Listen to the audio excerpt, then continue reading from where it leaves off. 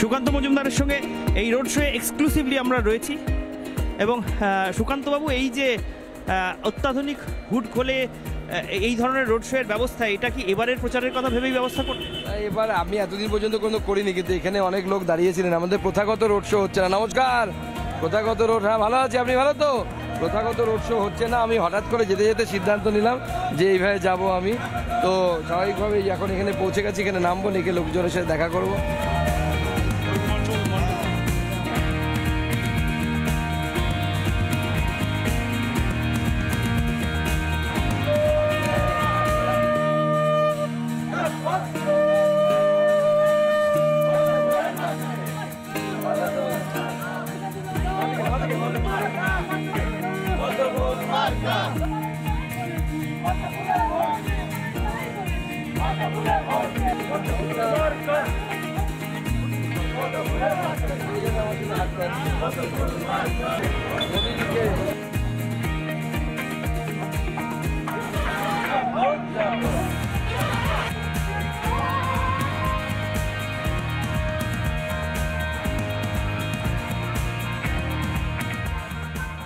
সুকান্ত মজুমদার এলেন আপনাদের আশীর্বাদে, আপনাদের ভোট নিয়ে।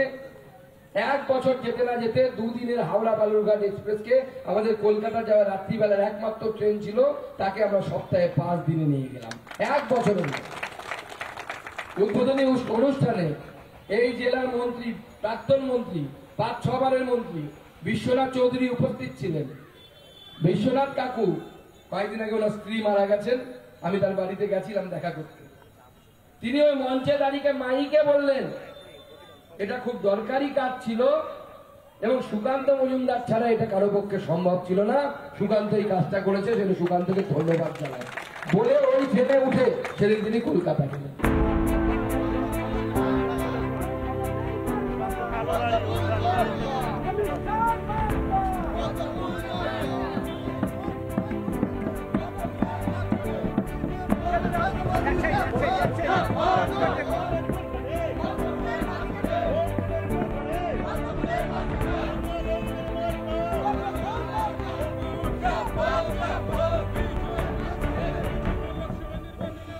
তপন বিধানসভা কেন্দ্রে একটি এলাকায় সুকান্ত মজুমদার পদযাত্রা করছেন। সুকান্তবাবু, এটা তপন বিধানসভা কেন্দ্র? তপন বিধানসভা কেন্দ্রের প্রতিরাম, এবং এখানে মানুষ কি ভালোবাসে দেখুন। আমাকে এক চায়ের দোকানে চায়ের ভার দিয়ে গেল, ঠিক আছে। এই ভালোবাসার চায় চুমুক দিয়ে কেমন লাগে? দেখুন, রাজনীতিতে এটাই পাও না, মানুষের ভালোবাসাটা আসল, বাকি সমস্ত কিছু ক্ষণস্থায়ী, সাময়িক, আজ আছে কাল থাকবে না। এই ভালোবাসাটা থাকলে পরে অনেক কিছু করা যায়। আপনি যতক্ষণ ভাষণ দিলেন দেখলাম একটা লোক নড়লো না, অনেকটা রাত হওয়া সত্ত্বেও এই ভিড়টা সারাক্ষণ দাঁড়িয়ে থাকলো। এটা দেখে একটু আশ্চর্যই হলাম, কারণ নেতাদের ভাষণ শোনার জন্য আজকাল আর কাউকে দাঁড়িয়ে থাকতে দেখা যায় না। এখন মানুষের ভালোবাসা এটাই তো পাও না, এবং মানুষ ভালোবাসে, মানুষ শুনতে চায় সুকান্ত মজুমদার কি করছে না করছে, মানুষ জানতে চায়। স্বাভাবিকভাবে এই জন্য মানুষ দাঁড়িয়েছিল, এটাই মানুষের আশীর্বাদ। আরও একটা জিনিস খেয়াল করলাম সুকান্ত মজুমদারের ভাষণের সময়, দেখলাম যে সুকান্ত মজুমদার একটা অদ্ভুত সৌজন্য বহাল রাখছেন। বিপ্লব মিত্র তার প্রতিপক্ষ, তার সম্পর্কে বলতে গেলেও বিপ্লব দা বলে সম্বোধন করছেন। এখানে যে ট্রেনটা সপ্তাহে 2 দিন চালু করেছিলেন অধীর রঞ্জন চৌধুরী, সেটাও বলছেন সুকান্ত মজুমদার যে সপ্তাহে 2 দিনের জন্য ওই ট্রেনটা অধীরবাবু চালু করেছিলেন। এমনকি অর্পিতা ঘোষ, যাকে হারিয়ে আপনি সাংসদ হয়েছেন, সেই অর্পিতা ঘোষও যে ট্রেনের জন্য দাবি জানিয়েছিলেন, এই কথাটাও স্বীকার করতে আপনার কোথাও দ্বিধা হচ্ছে না। এই সৌজন্য আপনি ধরে রাখেন কি করে সুকান্ত দা পশ্চিমবঙ্গের রাজনীতির এই আবহে? দেখুন, প্রথম কথা হচ্ছে আমি মনে করি রাজনীতিতে মিথ্যে কথা বলা হয়, কিন্তু মিথ্যে কথা বলার জায়গা নেই। মানুষকে সত্যিটা জানিয়ে কাজ করা উচিত। সেটা আমি বলেও দিই যে দাবি জানিয়েছিলেন, কিন্তু দাবি জানিয়ে তো কাজ হয় না, কাজটা কিভাবে করতে হবে সেইটা চেষ্টা করতে হয়। সেই জন্য আমরা মানুষের সামনে সত্যটা তুলে ধরি এবং যেটা সত্য সেটাই বলি, মানুষকে জানাই এবং মানুষকে আমি প্রমাণ করে দিই যে দেখুন এরা এই কাজ করেছিল, আমি এই কাজ করেছি। আপনারা আপনাদের কষ্টি পাথরে বিচার করে ভোট দিন, আপনারা দাঁড়িপাল্লাতে মাপ নিয়ে ভোট দিন যে দেখুন সুকান্ত মজুমদার কাজ করেছে কি করেনি। কিন্তু কতটা আত্মবিশ্বাসী হলে একজন নেতা এইভাবে বলতে পারেন যে আমাদের কোনো লুকোছাপা নেই? আমি এটাও স্বীকার করছি যে অধীর রঞ্জন চৌধুরী রেল দফতরের প্রতিমন্ত্রী থাকাকালীন এই ট্রেন সপ্তাহে দুদিনের জন্য চালু করেছিলেন। এইটা বলার জন্যও তো একটা ভক দরকার হয়, বুকের পাটা দরকার। তাহলে আমরা বলতে পারি এই জন্য যে দুদিন উনি চালু করেছিলেন, তারপরে ওটাকে আমরা 5 দিন করেছি, তিনি দুদিনের বেশি করতে পারিনি। অর্থাৎ আমরা কাজ করে দেখিয়েছি যে অন্যরা যদি 10 কাজ করে থাকে, আমরা সেখান থেকে 80 অবধি নিয়ে গেছি। এই জন্য সুকান্ত মজুমদারের ধক আছে, এবং আমি পুরোটা সত্যি বলেই আমি সেই জন্য অর্পিতা ঘোষ দাবি জানিয়ে থেমে গেছেন, কিছু করেননি, কিন্তু আমি সেইটাকে সামনের দিকে এগিয়ে নিয়ে যাই, কিভাবে কাজ করতে হয় সেইটা আমরা করেছি।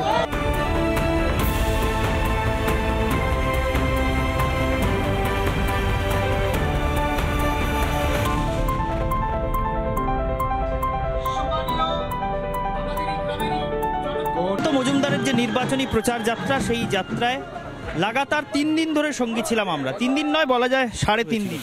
সুকান্তবাবু, আপনার সঙ্গে এই 3-4 দিনে আমরা 4টে বিধানসভা কেন্দ্র অন্তত ছুঁলাম। আপনি বালুরঘাট, তপন, গঙ্গারামপুর, হরিরামপুর বিভিন্ন এলাকায় রোজ পদযাত্রা করে বেড়াচ্ছেন, হেঁটে বেড়াচ্ছেন।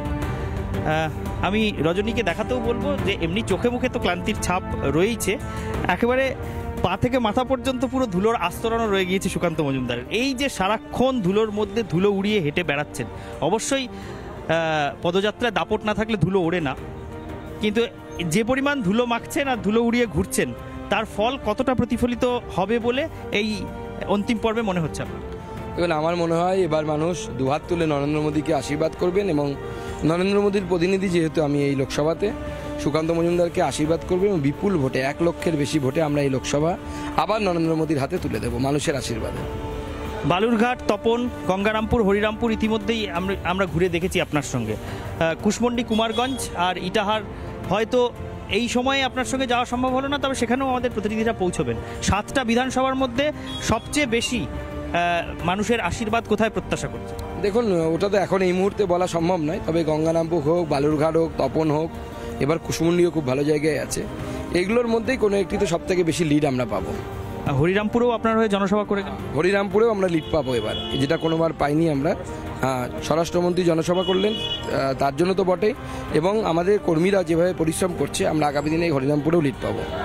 শেষ প্রশ্ন আমার, এই যে নির্বাচনী প্রচার যাত্রা, সেখানে আমরা যতক্ষণ সুকান্ত মজুমদারের সঙ্গী ছিলাম, সেই পর্বের অন্তিম পর্যায়ে এসে সুকান্ত মজুমদারের কাছে জানতে চাইব, এই মুহূর্তে গঙ্গারামপুরের মাটিতে দাঁড়িয়ে রয়েছেন এই গঙ্গারামপুরের ভূমিপুত্র বিপ্লব মিত্র, যিনি রাজ্যের মন্ত্রী এবং আপনার প্রতিপক্ষ। গঙ্গারামপুরের মাটিতে দাঁড়িয়ে, মানে বিপ্লব মিত্রর ঘরের মাটিতে দাঁড়িয়ে বিপ্লব মিত্রকে কি বার্তা দেবেন সুকান্ত মজুমদার?